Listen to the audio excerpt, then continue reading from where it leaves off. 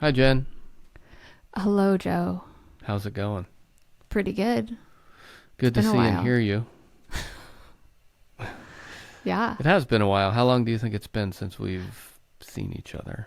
I don't know, but I was trying to remember the other day when we met, Oh, and I was like, that was a long time ago. when did we meet? Or do you know where we met? I have a guess, but I only John Atkins comes to mind. hmm. You tell me, what do you think? I tried before I was in the Black Heart procession. I tried to, for some reason, thought I was like a promoter or something, and I was like, I want Chris's Wierd and Mike Johnson and the Black Heart procession to play. And I think I somehow made that happen. I think you did. I think you did. I Was should that have at the stuck with that. showbox? No, it was either at the, oh God, Chop Suey, which was not Chop Suey then, or another place like down from the Cha Cha I on will the say, opposite side of the street. That was a very temporary place. oh, okay. I kind of remember that. Um, Sarah Cahoon reminded me that it was a Black Heart procession show that Curse's Weird was playing that at the showbox that we got kicked out of the showbox and were asked to never come back again. Really? Yeah, I think we were like really doing some shenanigans. And Chad was like, you guys don't come back here. Oh man, did you go back? I think eventually we did, maybe for the Carissa's Weird reunion show. Wow. Did you? Yeah. Oh, if you had only gotten kicked out of that one too, that would have been amazing. So yes, we met a long time ago, either playing together or I'm sure it was just from playing together. We were rolling around in the same scene Yeah. forever. So long. Yeah. But I don't know. I think I know that you came from Arizona. That's right. Right? I did. I came from Arizona. Were Tucson. you in bands there? Were you playing music when you were growing up there? No, I don't think it was ever my intention to be in a band. Mm. I think, Really? yeah, I played music since I was a little kid, but Yeah. never once did it cross my mind to be in a band. I think Oh. until I met Matt from Curses Weird. Yeah. And he was like, do you want to be in my band? Essentially. Did you say yes or did you say I guess? You know, that's a really good question. I bet you said I guess. I guess I I guess. will. We had a good time. Yeah.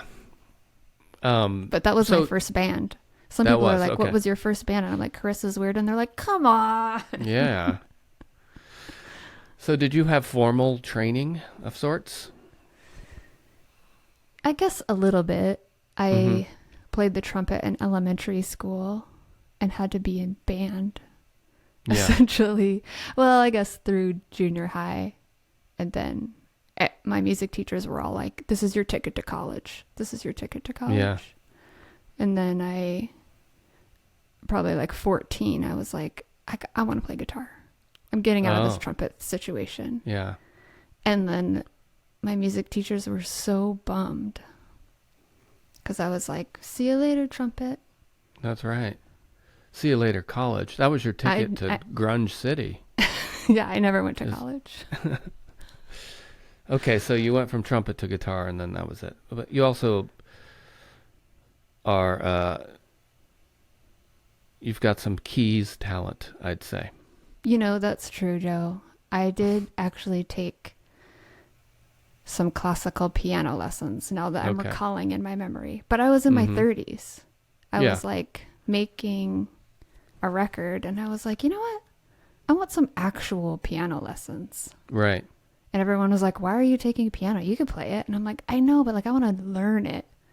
I'm so like self-taught with so many things. And I'm like, Right. I want someone to show me how to play this thing. Guess who else took piano lessons in their 30s? You? This guy. How did you like it? I loved it. I lost interest for some reason, but maybe I just went on tour and never went back to lessons or something. But I did love it. I'm trying to get my kid to do it, and then I told him I would do it with him, but he's already like, no, not me and you, buddy. Maybe solo. Yeah. I already got kicked out of my band with my child. Kids are picky. Yeah. Yeah. Well, again, it's great to see you. I hope we see each other in person sometime soon. I'm going to say that at the end, too. But I do really hope that happens. Where are you right now? I'm in Los Angeles. Okay. That's where you live. This is where I live. I moved here about 5 years ago. And I cannot believe I've lived here this long. Yeah. I made it for 2 years, I think. 3 years. What'd you think about it? I've will always have a fondness in my heart for Los Angeles, but I keep coming back to the Northwest, and I think I probably won't leave for a while. I like LA. Yeah, What do you think? I like it. I feel like I miss being in a walkable city. Mm-hmm. You know? And I miss, not that I haven't met a lot of great people in LA, but I think there's something about the art community in the Northwest that is really unrivaled. Right. I agree, though I'm not in touch as much as I used to be, but I think I agree. Yeah. Yeah. Are you going to come back? You know, I think I'd go back to visit, but I don't know if I'd go back to live there, mostly because as my climate change fear grows, I'm like, I don't know if the Northwest is where I want to be. Not that I want to be in LA either. Right. Right. This is a big desert over here. Yeah, it is a desert there. Well, maybe we'll see each other down there. I go down there a lot. That's why I also feel like I don't need to live there. I'm there a lot. Yeah. I guess same with Seattle and the Northwest. I'm up there all the time. All right. I love visiting. We can have lunch at a Burbank airport at Guy Fieri's, maybe, for starters. That's a good one. Just dip our toes and rekindling our friendship. That's in B5. Yeah, I pass it all the time. Yeah, I love that. Never been there. B5. All right, well, we're mostly here to talk about your new record, which is beautiful. I mean that. I listen to it a lot. Thank you. And I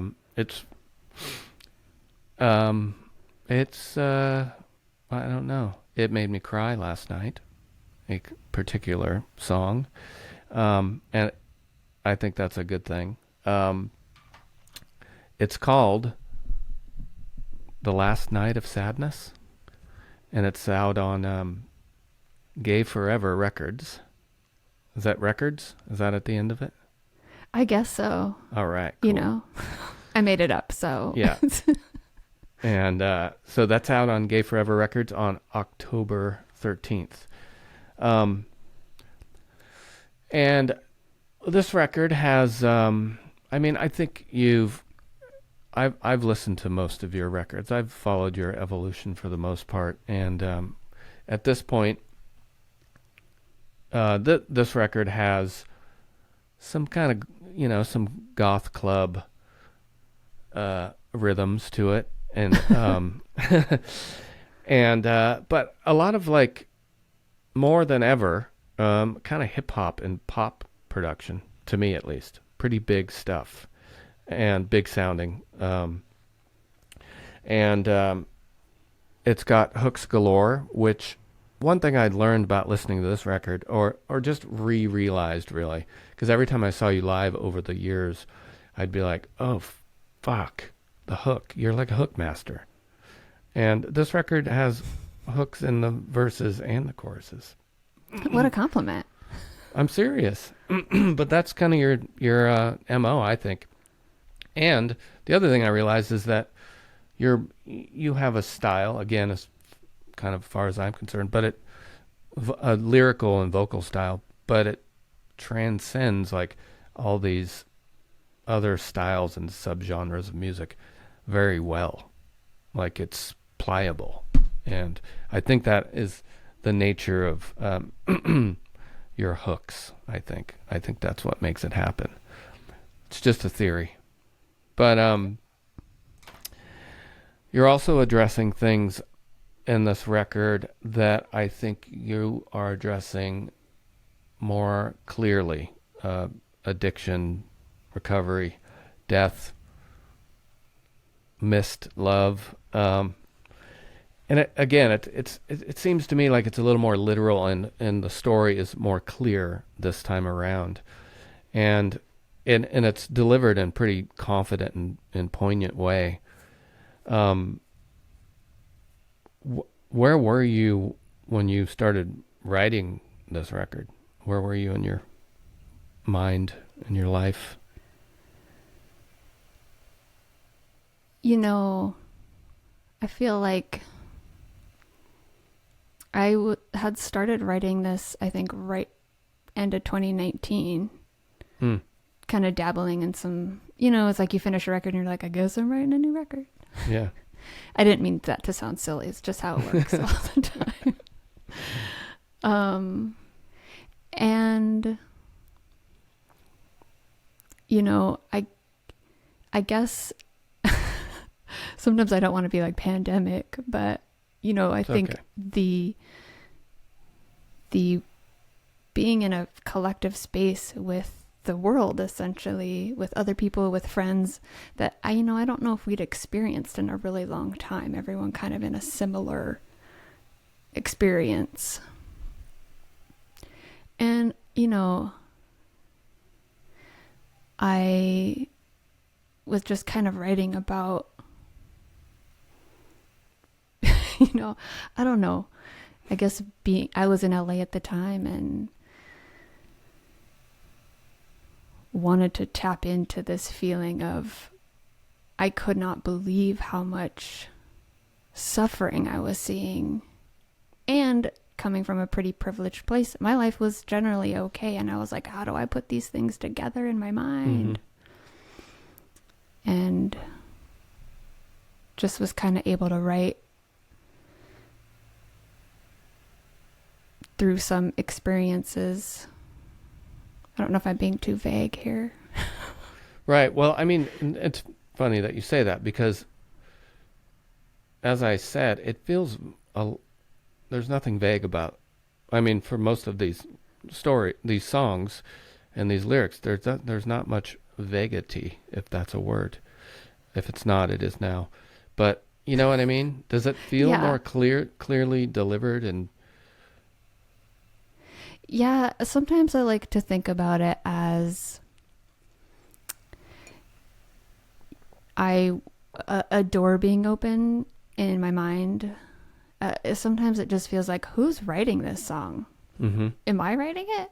Right. And I think, I'm clearly writing about my own experiences, but it did feel like something was a little, as much as it's me writing and it sounds like me or whatever, something shifted a little bit in my style that I was like, oh, this is interesting. But still being able to be very clear, I guess, about what I wanted to say. Yeah. And then even surprising myself with being like, this is pretty personal, even though I'm known to be personal in my records. Yeah, I agree. But I mean, and I agree. And I wasn't able to put my finger on it at first, but then the picture is, I sound like a broken record, but it's so much clearer to me on these. Maybe these songs are, touching me closer or something, but there's a clarity and a confidence to the whole thing. Maybe it's like getting older. You know, like Yeah. I feel like as I get older, I have more confidence as an artist because I'm like, well, I guess I'm doing this because this is what I do. Right. You know, there's not like a question in my mind anymore of like, should I have a different job? It's like, no, this is what you want to do. And being able to talk about things like my experience in rehab or whatever in this like musical way and be like the nuance of addiction and how it's funny and sad and horrifying and silly. Yeah. Well, I mean, that's the one thing that I forgot to add, that it's hilarious. This record's hilarious at times too. Thank you. Like really funny. Shout out to Cliff being a nice one there. I'll let people hear that. It just, the first time I heard it, I felt like, did I just hear that? Oh yes, I heard that. So good. And to that, this song, your current single right now, Famous, is amongst other things, I'm assuming, but it's the storyline is about not wanting to be famous. And to that sort of, I wonder how you, not as much how you measure famous, or I'm sorry, how much you measure fame against success, but it makes me think and wonder, at this point in your career, how do you measure artistic satisfaction? You know, some people might use fame as a measurement, or what is success to you? You know, I think having made music for so long and getting to have like different experiences in the music industry and watching people have lots of like fame, success, and money has been just like such a cool thing to get to watch, you know. And I think for me, writing this record, I think when I was done with it, I was like, I felt so, I guess, maybe clear that I had made this piece of art. And I was like, I feel like this is a piece of art, not just like the last record I made. I loved it. It was so fun to make. Loved the songs on it. But it definitely felt like a collection of songs and like bops and whatever. This one was like a piece as a whole that I was like, oh, yeah, this is special. And, you know,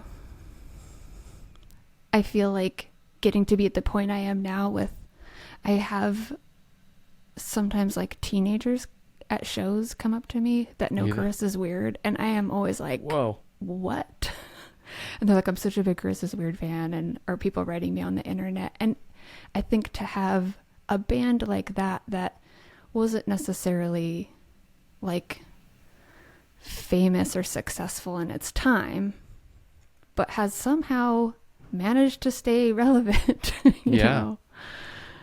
I think that I'm like, wow, how cool to be a part of something like that still is resonating with people.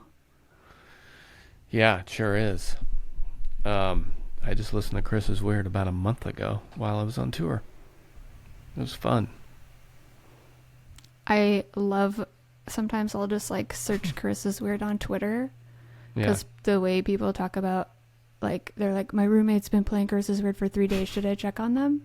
And I'm like, this world is so funny. Forgive me if this is like, everyone knows this, but has there been like a line like that in a movie or a TV show about specifically Carris is Wierd? There should be, though. There really should be. It would go further than people think. I feel like people are like, sad music, and they're like, okay, but like Carris is Wierd. Yeah, exactly. That's it. You're already writing the dialogue. It's gonna be weird pitch. I am here in Los Angeles, you know. Yeah. I mean, there could be people listening to you right now, stealing this idea. And still striking. Still striking. Yeah. Well, I want to play Famous. Is that cool with you? Yeah. All right, here it comes.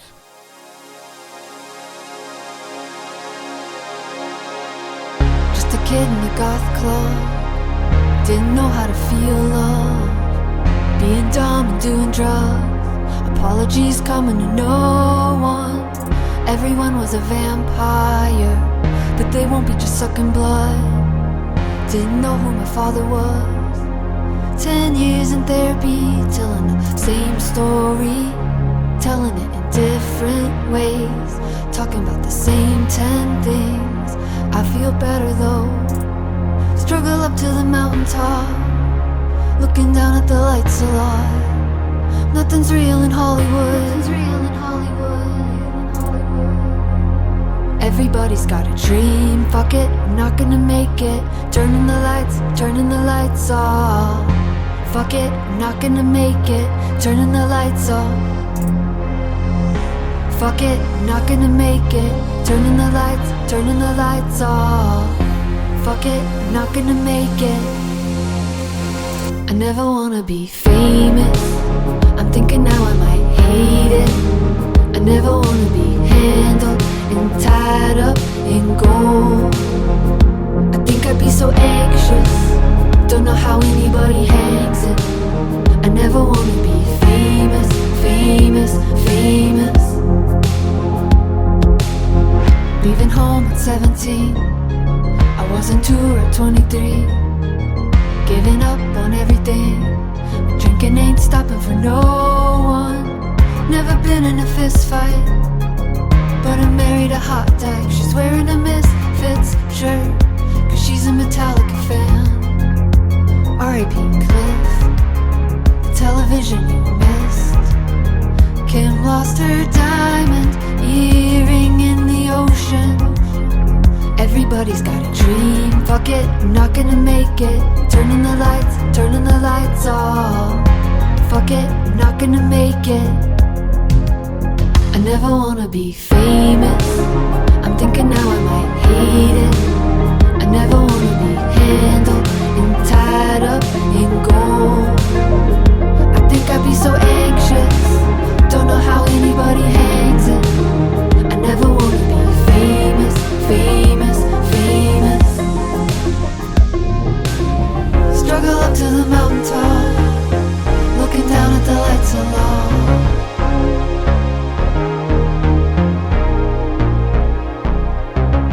Struggle up to the mountaintop, looking down at the lights alone. I never wanna be famous. I'm thinking now I might hate it. I never wanna be handled and tied up in gold. I think I'd be so anxious, don't know how anybody hangs it. I never wanna be famous, famous, famous. I never wanna be famous. I'm thinking now I might hate it. I never wanna be handled and tied up in gold. I think I'd be so anxious, don't know how anybody hangs it. I never wanna be famous, famous, famous.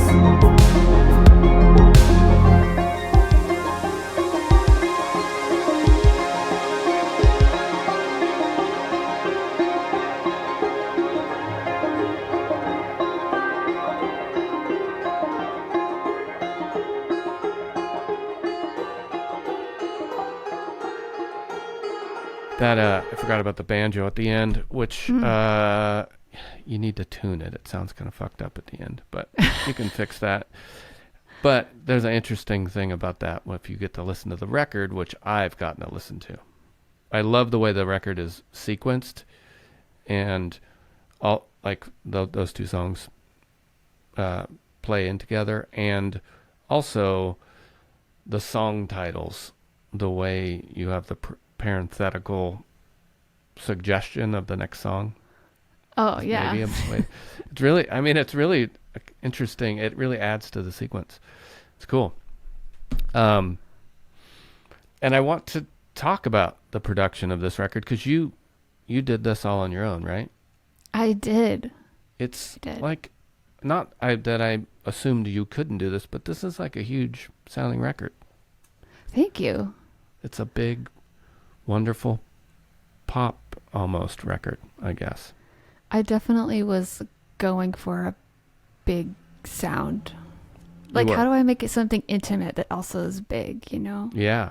And it really worked. And again, back to your like, I hope you learned that, man, your vocal and lyrical style can fit over this kind of big pop stuff, and it works so good.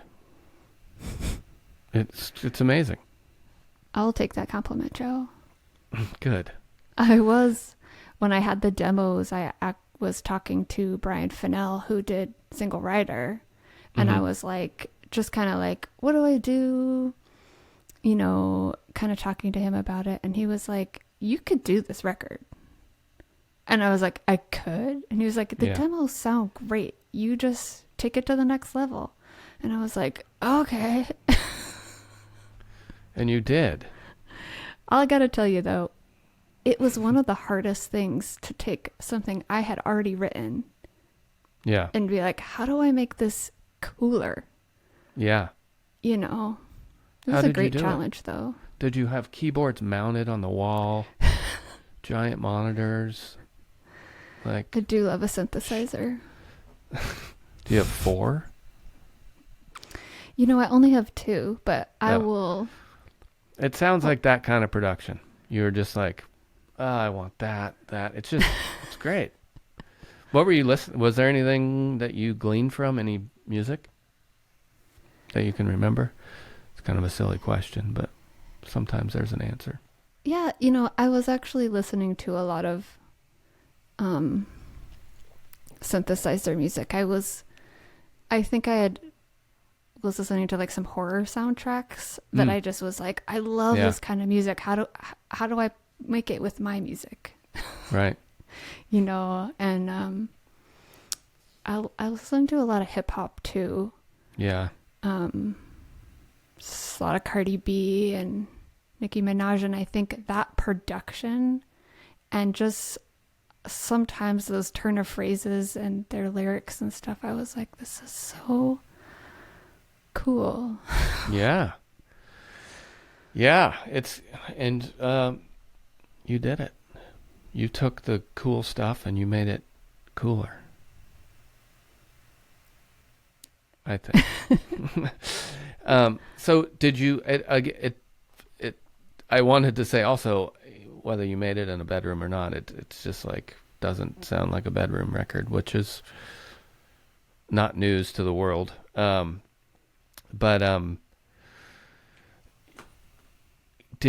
you made demos, were they like small demos? Were they just like tinkling, dink, dink demos on a guitar and vocals? They were more like just, I think, a skeleton of the song. So still a lot of keys, but I didn't have as many drums in. I was leaving a lot of room for probably someone else's brain to be like, oh, what about this? Yeah. You know, so then it was just my brain. And I gotta say, my wife, she would pop in and be like, what about this? Really? Or a lot of times if I was stuck, I'd be like, I don't know what to do. And like, she's just an idea machine. So she would be like, what about this? Oh my God. That's fun. It was pretty cool. It was cool. Fun to be married to an idea machine. It is. And then, so you made this record. You must have felt great. Did you send it around to people? Since at some point you decided you were going to put it out yourself, right? Yes. Yeah. We talked about it, and I meant send around to people like your friends, like you were psyched. I didn't mean labels. Did I? You know, I did. I sent it to some people, mostly just to be like, what's your favorite song on here? Mm-hmm. Because I really liked them all, but I was like, especially not having a label to be like, this is your single. I was like, what do listeners like? Right. So sent it to a couple of people who I knew who were fans and friends and been like, tell me your top 2. Cool. And it was all over the map. And I was like, It was. is this a good problem? Yeah. All these songs are good. People like all of them. It's hard for people to decide. They're all good. That is a great problem to have. And then, go ahead. I was just going to say, I for sure was like, everyone's going to like Famous. Yeah. Maybe another one. Yeah. Well, some people believe in this, and I kind of believe in it, but I played Famous for 3 or 4 kind of 8, 9, and 10-year-olds. They couldn't resist it. They couldn't. No, they had to dance. They had to bob their heads. I do really resonate with children. They love it. I'm going to play them part of the songs. Some aren't for kids, but...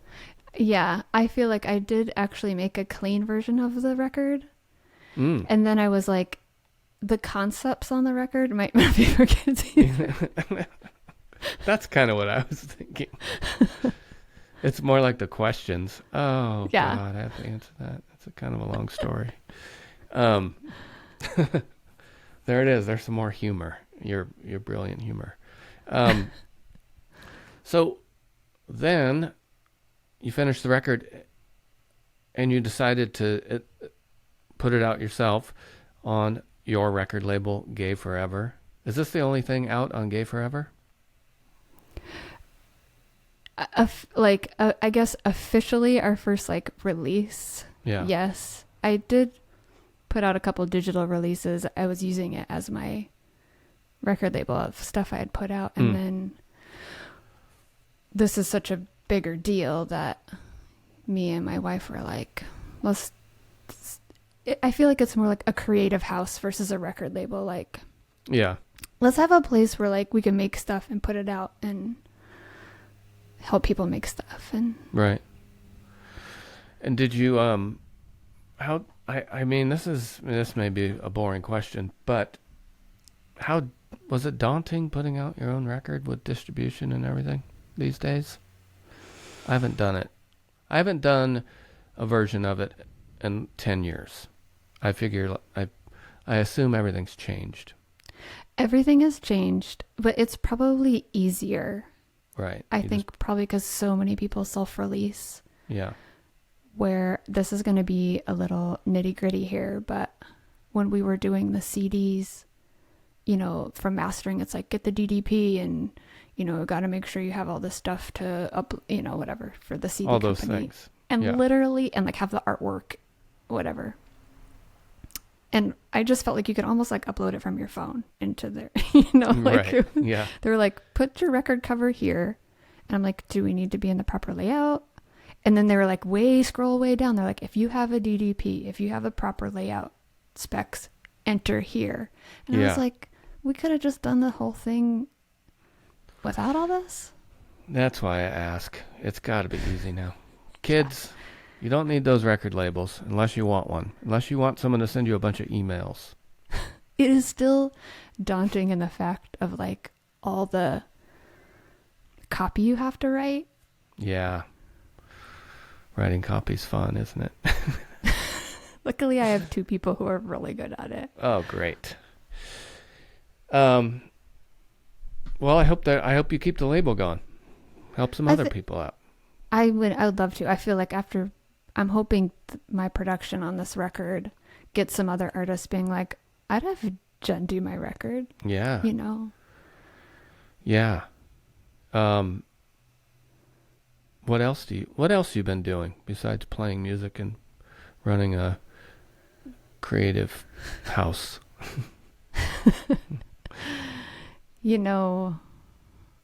I try to keep my health up, Joe. Mm-hmm.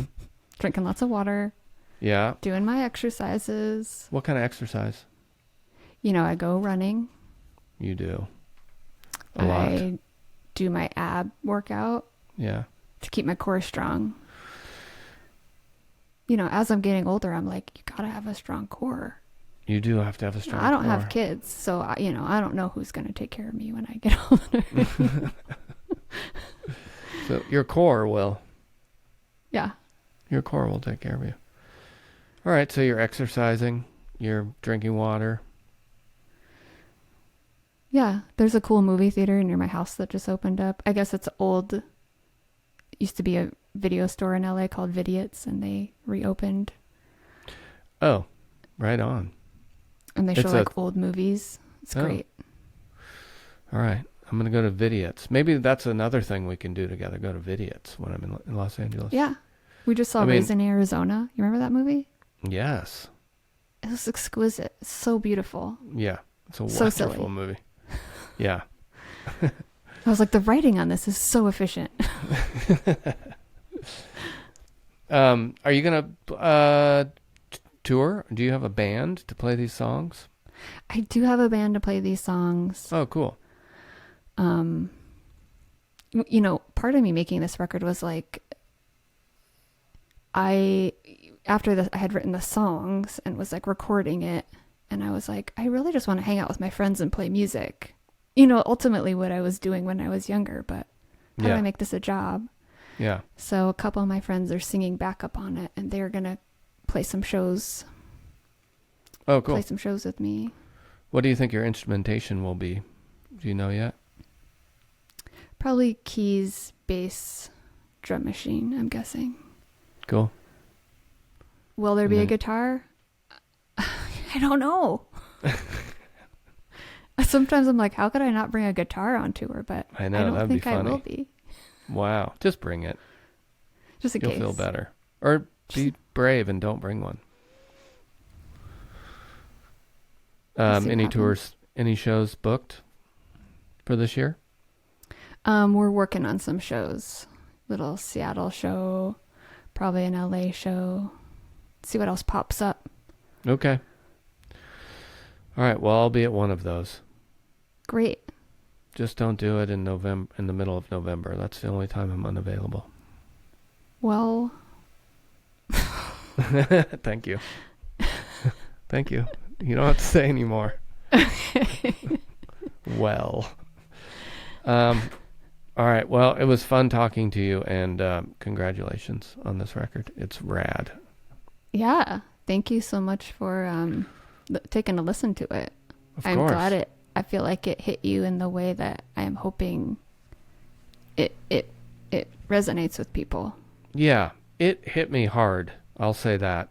And I wasn't exactly sure how to talk about it. And I thought, I wrote some things about talking about it. And I was like, I want people to not hear me talk about it.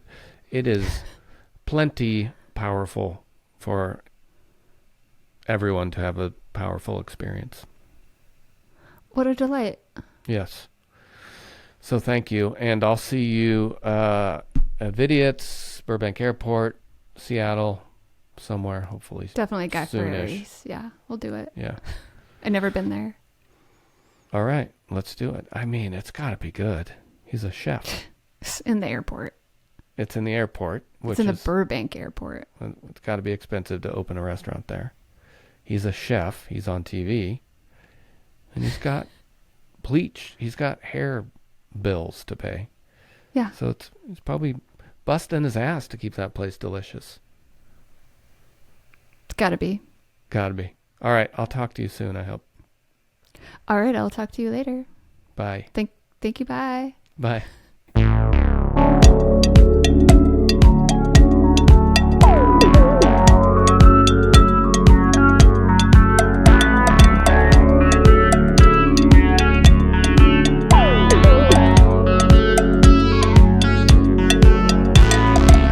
It's time to regulate. I want this all to myself. You look me in the face. I ain't like nobody else. It's time to regulate. I've had enough of myself. You look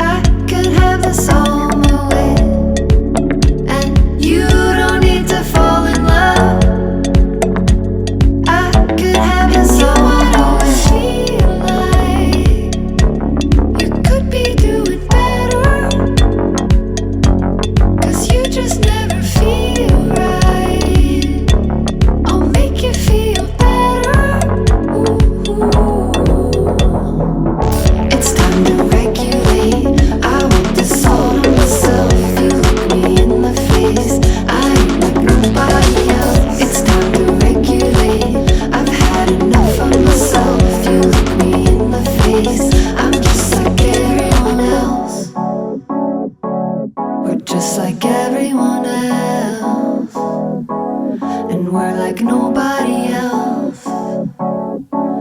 We're just like everyone else.